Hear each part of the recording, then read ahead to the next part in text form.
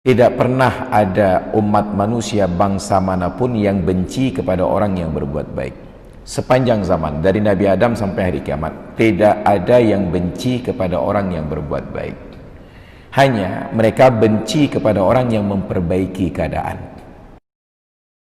Maka betapa banyak orang-orang alim yang baik di dunia ini. Betapa banyak orang-orang alim yang baik di Indonesia ini. Tapi yang dimusuhi hanya satu, Habib Rizik saja. Kenapa? Jangankan beliau, kita pun membayangkan bahwa beliau pulang kemari tidak akan aman. Tapi risiko tidak aman itu beliau jalani. Kenapa? Karena mereka hanya amar ma'ruf.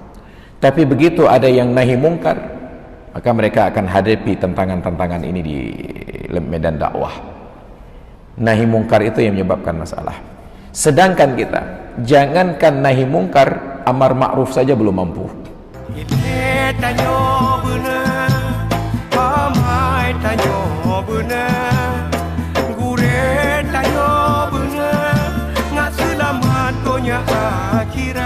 Nauzubillah.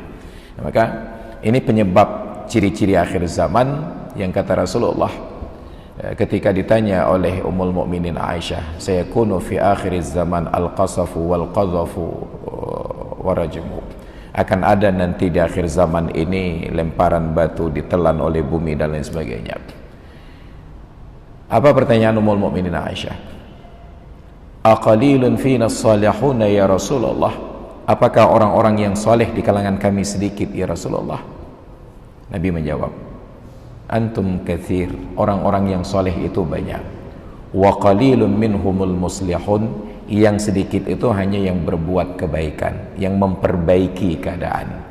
Maka tidak pernah ada umat manusia bangsa manapun yang benci kepada orang yang berbuat baik.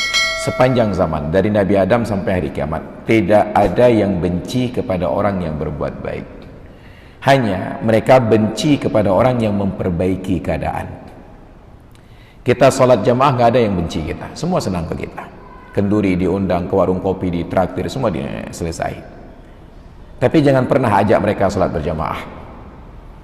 Cobalah kawan-kawan yang setiap hari traktir kita untuk minum makan tersebut karena kita sholat berjamaah, coba ajak mereka sholat berjamaah. Hanya 3 kali kita sempat ditraktir lagi, setelah itu mereka menghindar. Hei dadu yang kaai bakat mayangnya. Itu baru mengajak berjamaah. Belum lagi kalau kita menasihati mereka buang-buang waktu di warung kopi. Duduk di warung kopi ditraktir. Hai rampakan handuk kedai kopi. Dekati mulang penuh buku kajian baca. Itu menjadi pertemuan terakhir dengannya. Ke depan nggak pernah terlihat lagi. Asal melihat kita datang, dia langsung bayar tagihan, berangkat aja. Kenapa? Karena manusia tidak ingin diubah keadaannya menjadi lebih baik. Maka betapa banyak orang-orang alim yang baik di dunia ini. Betapa banyak orang-orang alim yang baik di Indonesia ini. Tapi yang dimusuhi hanya satu, Habib Rizik saja. Kenapa? Karena beliau memperbaiki keadaan, bukan hanya berbuat baik untuk diri sendiri. Andai kata beliau mencari aman, maka beliau sudah aman di Arab, tinggal tawaf, umrah, sa'i, haji, aman, tidak ada yang mengganggu beliau di sana. Tapi karena memikirkan tanggung jawab di negeri tempat kelahiran beliau, kemungkaran dan mafasid tersebut merajalela, beliau pertaruhkan semua risiko tersebut. Jangankan beliau, kita pun membayangkan bahwa beliau pulang kemari tidak akan aman. Tapi risiko tidak aman itu beliau jalani. Kenapa? Karena tanggung jawab amar ma'ruf nahi mungkar, maka beliau pulang. Dan ternyata terbukti bahwa itu dipersoalkan dengan berbagai dalih. Yang penting beliau harus bisa ditangkap. Maka kalau ingin hidup aman, jadilah orang baik. Tapi bila anda ingin memperbaiki keadaan, maka siap-siaplah untuk menanggung risiko. Dan itu yang disampaikan oleh Luqman Al-Hakim kepada putranya, wa'mur bil ma'rufi, amar ma'ruf, belum ada masalah.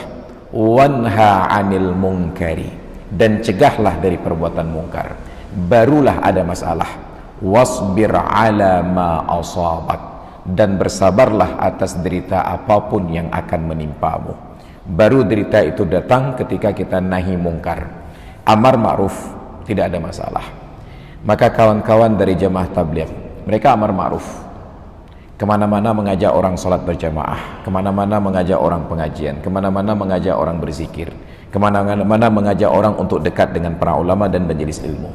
Mereka amar ma'ruf. Maka kawan-kawan jemaah tabligh ini kemanapun mereka aman-aman saja, karena mereka hanya amar ma'ruf.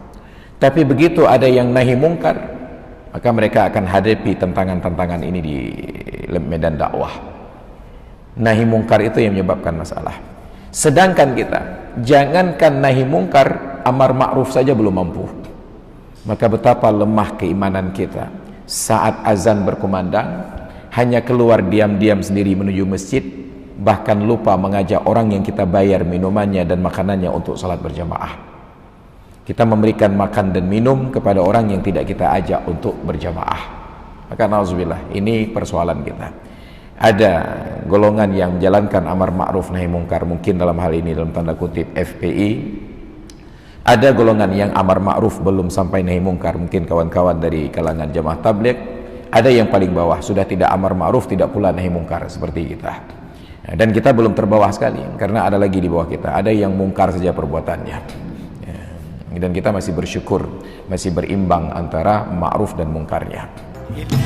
Tanyo bener,